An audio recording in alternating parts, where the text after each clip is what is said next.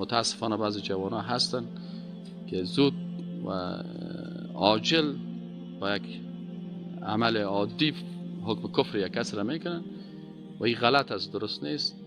احتیاط زیاد بکنیم. چرا مثلا تو گفتی که فلانی نفر کافر است، در روز قیامت همون نفر تو رو استاد میکنه و میگه پروردگارا تو خود ذات عادل هستی، یا این ثابت کنن که من کافر هستم یا خودش در آتش جهنم در بده. باز چطور میکنی؟ چی دلیل داری؟ تو از قلبش با خبر هستی، قلبش پاره کردی که کافر است. از این خاطر احتیاط کنین. هیچ وقت این جمله رو تا که 100% ثابت هم میشه و اگر ثابت هم میشه برین بر چند نفر علما بشاین همین جوانا برین بیت میگه پاره. باز وقتی که اونم علما گفتن که اول این نفر با این عمل خود مرتد شد، بعد از تو گفته میتونی. در تکفیر و کافر گفتن یک انسان باید بسیار احتیاط بکنیم. یعنی از 99% اگر 1% هم امکانات ابقای ازی در دین باشه باید کوشش بکنیم که زود. متاسفانه بعضی جوان ها هستن که زود و عاجل با یک عمل عادی حکم کفر یک کس را میکنن و این غلط است، درست نیست.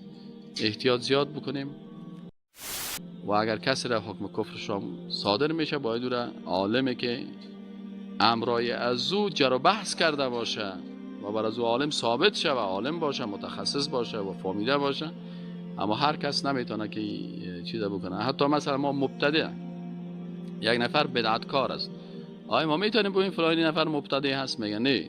تا وقتی ایره علما میگن که بدعتکار گفته نمیتونی تا که اقامه حجه نشه. اقامه حجه چی معنی؟ که برای اون نفر بفهمانی که اینی آیت است، اینی حدیث است، اینی روایت است، با اینی گپ تو اینی بدعت است. وقتی که خوب را قناعت دادی و او قناعت کرد و دلایل تو را هم شنید و دیگه دلیل هم نداشت، باز هم اصرار کرد، باز را میتونی بگی که اینی بدعتکار است. اما قبل از او همین استعلار سرش استعمال کرده نمیتونی. از این خاطر خوبی است برای جوانای ما که در بحث دعوت هستن استخدام کلمه مشرک برای یک مسلمان، استخدام کلمه کافر برای یک مسلمان که کلمه میخوانه. و چرا اینجا یک قاعده هست که میگه الیقین لا یزول بالشک. تو کلمه خواندی، یقینا تو مسلمان هستی و من شک کردم که شاید تو یک کاری کردی که تو از دایره ایمان بکشه. با شک من یقین تو یقین از بین نمیره. از این خاطر تا وقتی که دلیل یقینی آدم نداشته باشه، آدم باید اینمی حکم احساساتی حکم نکنه. از این خاطر احتیاط کنید. ما بر شاگردای کسایی که پیش ما درس میخوانه، برادرایی که اینجا هستن در حلقات ما میشینه، براتون میگم که از کلمه ایتون محاسبه میشین. نه حکم شرک کسی را بکنین، نه حکم ارتداد کسی را بکنین.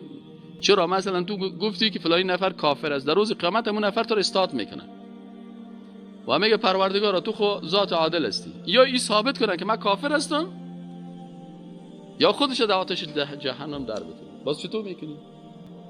چی دلیل داری؟ تو از قلبش با خبر هستی، قلبش پاره کردی که کافر است. از این خاطر احتیاط کنین.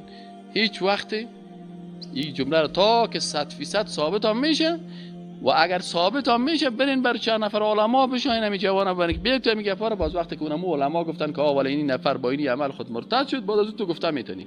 اما این فیصله حق نداره که آدم مثلا حتی حکم مرتد کردن از این باید قاضی در محکمه بعد از شنیدن دلایل از او که از او جر بحث کردن این حکم بکنه. اما این که هر کس بخواد که والا فلانی مرتد شد، فلانی کافر شد، فلانی چیز شد، اشتباهه. کسایی که عقیده را میخوانن، درس عقیده را میخوانن، احساساتی برخورد نکنید.